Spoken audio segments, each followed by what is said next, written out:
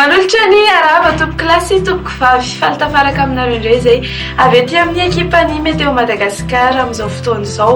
Omena ny andro amin'ny ankapobeny eto Madagasikara fa somary andrivotra kosa ny eto amin'ny faritry ny afovoantany sy ny amin'ny faritry Boeny iny atoraka izany ihany koa ny amin'ny morontsiraka atsimo andrefaniny fa somary anjaka kosa andrahoana amin'ny ilana atsinanan'ny Madagasikara iny.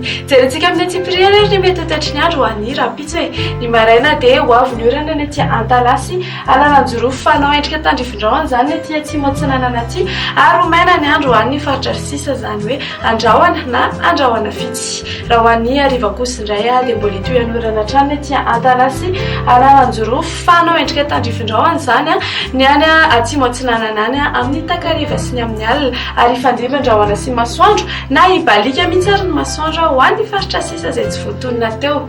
Tsy tena ahitana fihetsehany firy ny maripana ambany indrindra zany hoe 6 degré Celsius hitantsika aty vakina karatra aty ho antsika eto Analamanga kosa dia eo amin'ny 12 degré Celsius eo ary ho anareo any Fianarantsoa dia 9 degré Celsius. Ny maripana ambany indrindra moa ho an'ny morontsiraka dia manodidina ny 17 ka hatramin'ny 12 degré Celsius. Ny maripana ambony indrindra kosa indray dia mananika ny 13 degré Celsius hitantsika aty amin'ny manodidina ny Antsohihy aty. Ny eto amin'ny faritry ny afovoantany kosa dia manodidina ny 12 ka hatramin'ny 13 degré Celsius.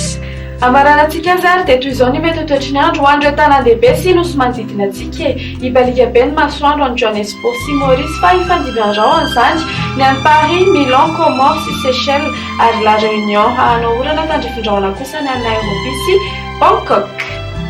Dia izay indray ary ny mamarana ny fotoanantsika ankasitrany efenanao nanaraka ny fandaranatra farany veloma tompoko.